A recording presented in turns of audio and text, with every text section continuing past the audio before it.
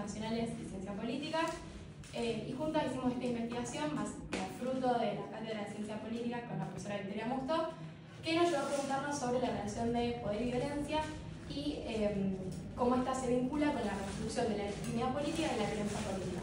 Queremos agradecer al SAP y a la facultad por darnos la posibilidad de estar acá y a nuestros compañeros y sus aportes. Para esta investigación lo que hicimos fue organizarnos en 3 ejes. Vamos a comenzar dando el cuerpo teórico que nos va a permitir hablar de 2 dimensiones, el poder para y el poder sobre. Vamos a continuar abordando el rol del Estado como el monopolizador legítimo de la violencia y la relación de este con la legalidad, la legitimidad y la coerción. Y vamos a cerrar analizando en sí la violencia política como forma de disputa con el orden construido y su papel en los procesos de los cambios sociales. Dando inicio a este primer eje, Bobbio entiende la violencia como la intervención física de un individuo contra otro que tiene por finalidad dañar, inhibir su capacidad de acción. La política, según Malamud, es una lucha de posición de un valor sobre otro, y esta disputa envuelve necesariamente al poder. Este no lo entendemos únicamente como dominio, sino también como la capacidad de hacer, actuar o influir. Esta relación entre política, poder y violencia es contingente pero estructural, ya que toda relación de poder puede derivar en conflicto, aunque no necesariamente lo haga. Ahora bien, se puede distinguir de 2 concepciones del poder, dependiendo de si se manifiesta o no el conflicto. En primer lugar, están aquellos contextos donde no se manifiesta abiertamente el conflicto, y acá se sostiene una idea de poder para. Esta noción vinculada a la capacidad colectiva de hacer y emprender acciones conjuntas con fines comunes. Para ejemplificarlo, pensemos en la aparición de una enfermedad. Un grupo de personas puede organizarse y así encontrar una cura juntos. Así, aquí el poder va a actuar como una fuerza de unión, que no requiere específicamente de dominación, sino de cooperación. Bajo la mirada de Hannah Arendt, podríamos decir que el poder no necesita violencia, ya que lo ve como un fin en sí mismo, y se legitima por su origen de acuerdo a los miembros de la comunidad. Por otro lado, tenemos cuando el conflicto está presente y se ejerce una relación de dominio. Acá se adopta la concepción de poder sobre otro, donde hay una imposición de la voluntad de uno sobre otro. Esta es una idea más cercana a Hobbes, quien asociaba la política con la contención de la violencia natural del ser humano. De esta perspectiva, poder y violencia parecen intrínsecamente relacionados, y la política se convierte en el campo de batalla donde distintos actores enfrentan sus fuerzas para conquistar, conservar o desafiar el poder. Entonces nos preguntamos por qué no hay siempre un conflicto visible si este se implica lucha. Porque bueno, uno de los objetivos históricamente de la política ha sido excluir la violencia física directa y reemplazarla por formas ritualizadas y normadas de combate, tales como elecciones, discursos políticos o debates parlamentarios. Estos procesos permiten que la confrontación política se canalice dentro de los márgenes aceptables, lo que González Calleja va a denominar como la ritualización de la política. Como mencioné, en un congreso se visibiliza esto, donde se simula, digamos, un combate simbólico entre fuerzas políticas que aceptan reglas compartidas para mantener el orden y evitar el conflicto. Aunque hay ganadores y perdedores, la violencia directa se evita. Por otro lado, otra forma de canalización de este proceso histórico es la restricción y regulación de la violencia, del uso de la violencia. Este concepto se adapta al ámbito de la política, donde, por ejemplo, vemos el derecho internacional humanitario, promovido como por la Cruz Roja, que impone limitaciones incluso en contextos de guerra, tales como que está la prohibición de bombardear a un hospital. Así, incluso en momentos más extremos de violencia, las sociedades han generado reglas para restringir su uso. Sin embargo, la exclusión de la violencia nunca es total, porque aunque la política ha construido una serie de relaciones que lograron que el comportamiento social sea civilizado, la violencia persiste como un recurso extremo de control y esta es marginal, pero siempre presente. Es extrema, pero no normal en contextos de crisis. La presencia de la violencia en la política ha atravesado un proceso de racionalización y cálculo, le dijimos, que ya no se usa de una forma desordenada, sino como una estrategia para alcanzar objetivos concretos con un menor coste social. Esto va a devenir en dos puntos principales: el uso racional de la violencia y el uso extremo para la conservación del poder. El uso racional de la violencia lo asociamos a la perspectiva hobbesiana, digamos, donde Hobbes ve el poder, donde la violencia no se elimina, sino que se regula mediante un poder común que atemoriza a todos. Sin un poder superior, que digamos es el Estado, se cae en guerra de todos contra todos. Por esto es que el monopolio estatal de la violencia es un remedio racional frente a la anarquía, donde se logra canalizar la violencia natural dentro de un orden. En segundo lugar, tenemos el uso extremo para la conservación del poder, donde con la violencia se desbordan los límites con consecuencias negativas incluso para el poder mismo, que puede ser destruido por la violencia que pretendía usar a su favor. Esto ocurre muchas veces en revoluciones o golpes de Estado que han utilizado la violencia como medio, pero esta rara vez sirve para fundar un orden duradero.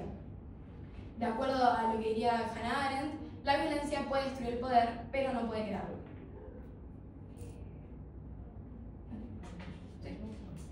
Bueno, luego de abordar esta relación estructural entre poder y violencia desde una mirada más general, ahora vamos a meter de lleno con el eje 2, que va a decir Candela, donde nos situamos en un terreno más institucional, donde el rol del Estado, vemos el rol del Estado moderno como actor central de la gestión legítima de la violencia.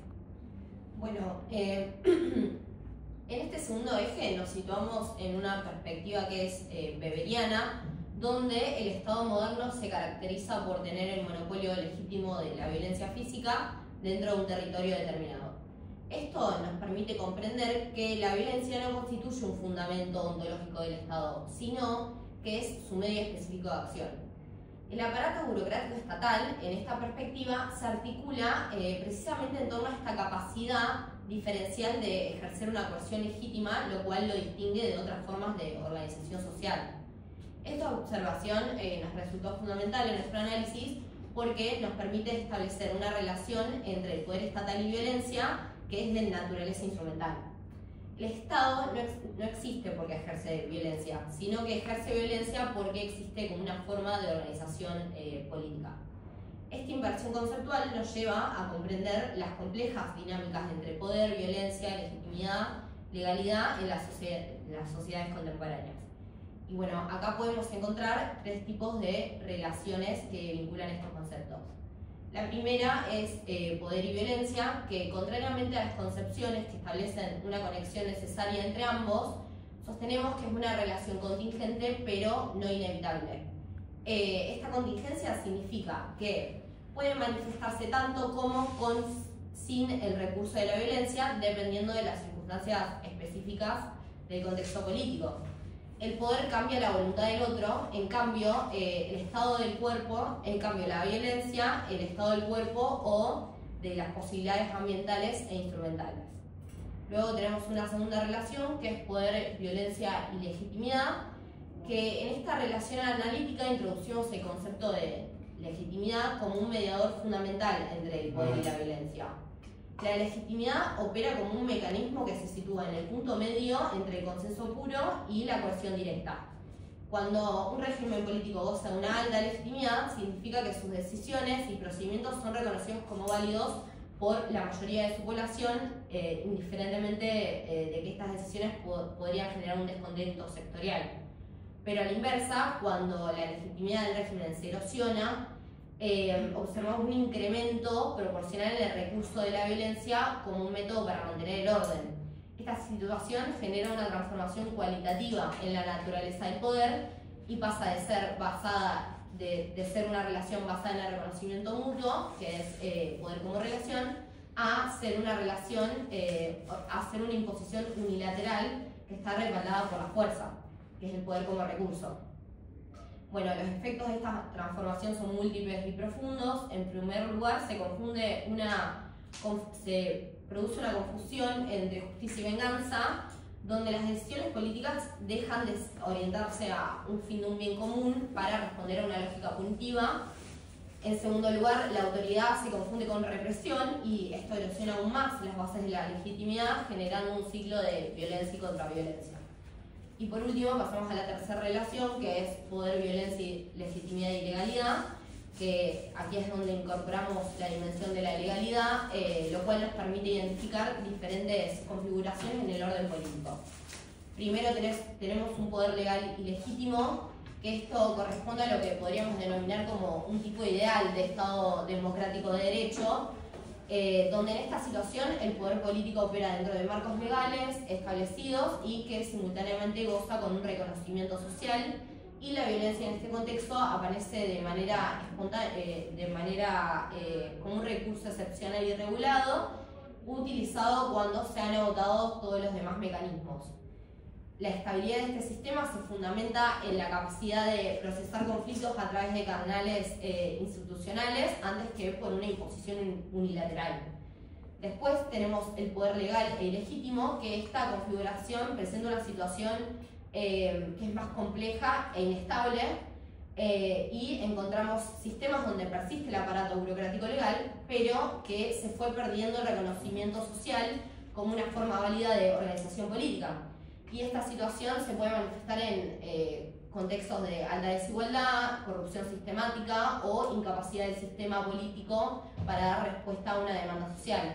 En estos casos la legalidad formal se mantiene, pero su legitimidad sustantiva se va erosionando progresivamente. Y acá es cuando aparece la violencia política, que puede ser violencia fundadora de derecho, que se caracteriza por un uso racional y orientado hacia la transformación del orden social existente, y su validación depende de la capacidad efectiva para generar un orden político más inclusivo y representativo que el que están reemplazando. Y después tenemos la violencia conservadora del orden, que es la que está orientada fundamentalmente a la perpetuación del sistema político existente y lo que busca es preservar el status quo frente a amenazas internas o externas.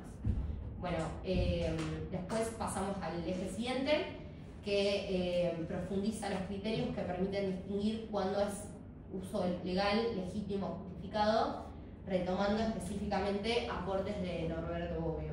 Bueno, como dijo Cande, mi eje se va a basar básicamente en lo que es violencia política, y si bien, como mencionaron mis compañeras, tanto la violencia y el poder no son conceptos equivalentes, los mismos se van a vincular otra vez de manera contingente y muchas veces conflictiva. Este eje lo que va a buscar básicamente es desentrañar las condiciones o preguntarse cuáles son las condiciones bajo las cuales la violencia se convierte en un instrumento del poder. Bobbio va a decir que hay una distinción fundante en la que dice que la violencia se puede manifestar, como había dicho Juli, se puede manifestar bajo una definición de dañar al otro, y puede ser de forma directa a través del cuerpo mismo del sujeto afectado, o de manera indirecta a través de la modificación del entorno físico que lo rodea. En ambos casos, o sea, lo que define a la violencia va a ser como esto de afectar materialmente la integridad o el campo de acción del otro, y dicha afectación es ejercida claramente en contra de su voluntad.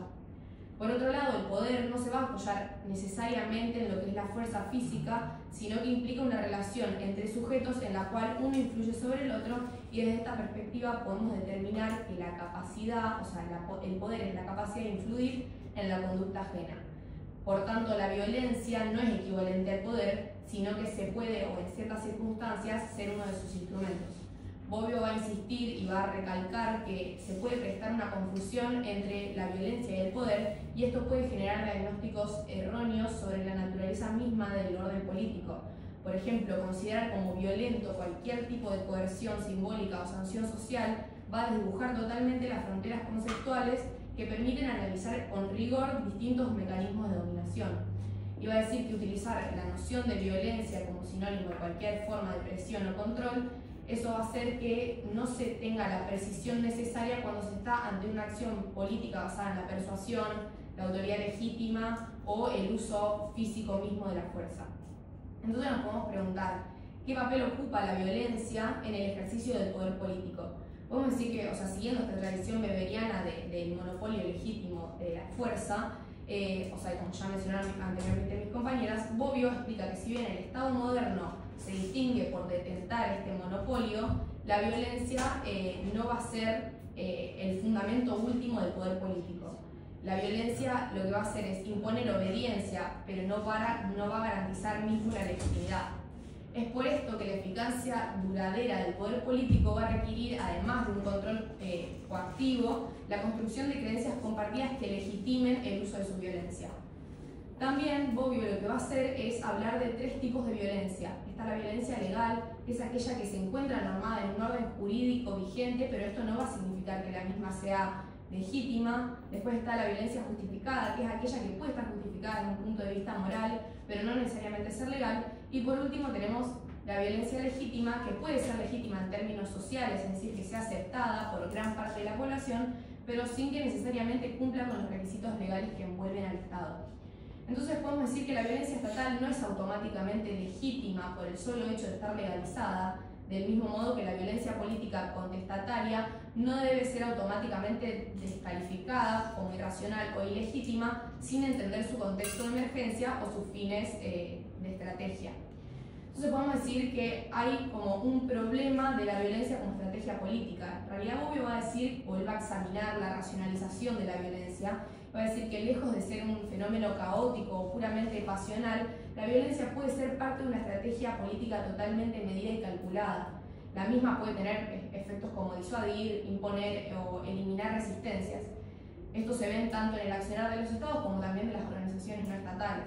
Sin embargo, podemos decir que cuando la violencia pierde sus límites racionales y se vuelve imprevisible, desmesurada o arbitraria, su eficacia se reduce. Allí se va a perder la legitimidad, es decir, el pueblo o la sociedad va a dejar de creer en el Estado mismo porque su accionar puede no estar dentro del consentimiento que se previsó en el voto.